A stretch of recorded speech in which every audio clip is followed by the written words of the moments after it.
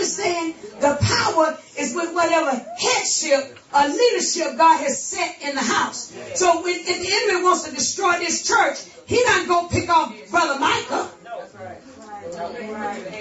He not going after little mama. But he knows if he can strike me, that he'll cause the sheep to be scattered. And you have to know that. You have to know that you've been assigned to an apostolic prophetic ministry. That there's a different grace. There's a different mantle that's assigned to this anointing. And if you've been sent here, you're going to have to learn how to pray. You have to learn how to guard that which God has given you. This is not just an ordinary Reverend Pharaoh's church. This is not First Ephesians. This is not the house of God written on stone. No, it's none of that. But this is an apostolic prophetic anointing. This is not just a ministry or a building, but we are a living organism. We are a part of the living body of Christ, members in particular. And God has assigned you to a system. We represent a system in the body of Christ that's somewhere near the heart, because he calls us breastplate. And the breastplate covers, my God, it has to do with shielding.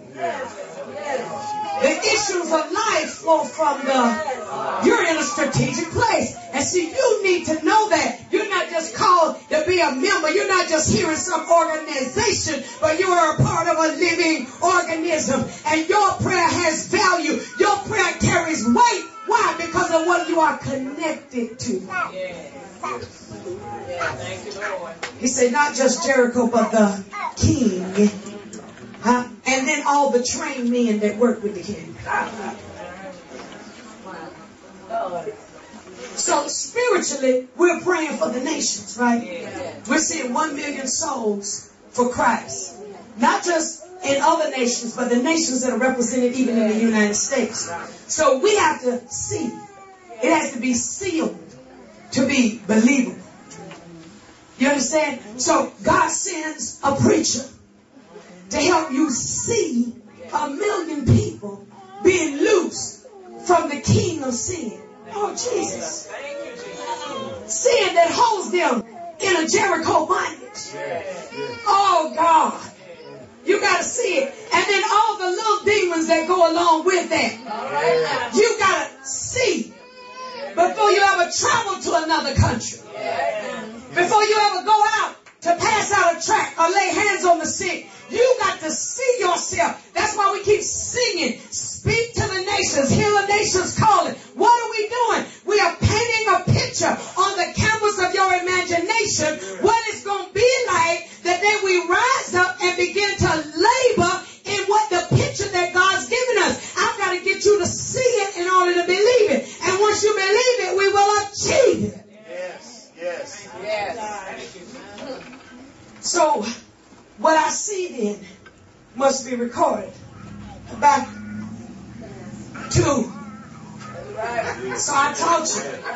You got to see how this word keeps building on itself.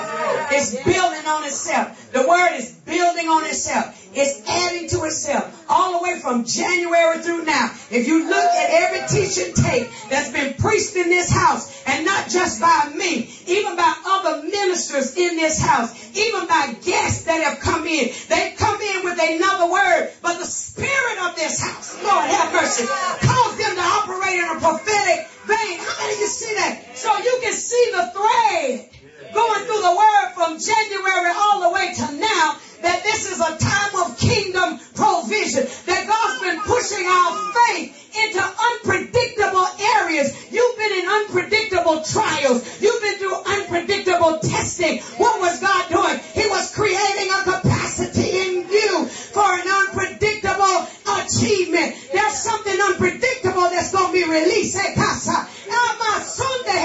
Before the year goes out, because I have an unpredictable expectation. I don't even know the fullness of what it is I'm expecting, but I see something. I have got a glimpse of a victory on the canvas of my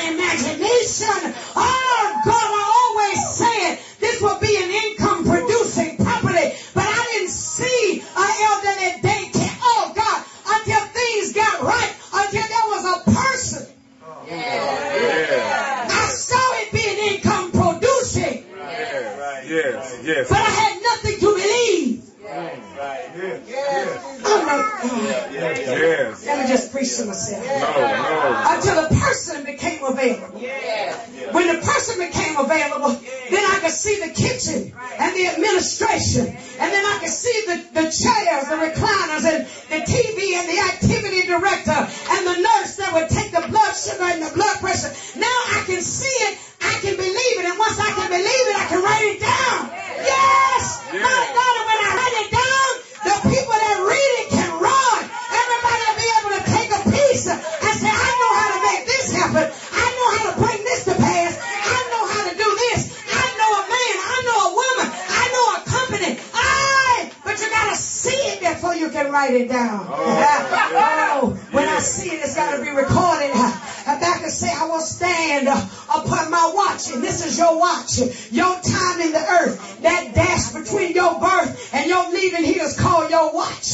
This is your watch. This is your time when you are to operate, when you are to labor. He said, I'm going to stand upon my watch and I'm going to set me upon the tower. God has called me not to a low place, but he's called me up out of Lodabar. He sent a king to bring me and give me a place at the table. Yes. Why did he do it? Because of my lineage. Because I've been adopted into the royal family. I had no business at the table. I had no business being invited. But something in my lineage made a demand on the king. Not to remember his covenant that he made with Abraham. They say, I got a daughter over in Jacksonville. Make her a place at the table. I couldn't work for a place at the table. Hey, there was no labor I could do, but favor. I am no favor because of my bloodline. Favor because of the blood of Jesus.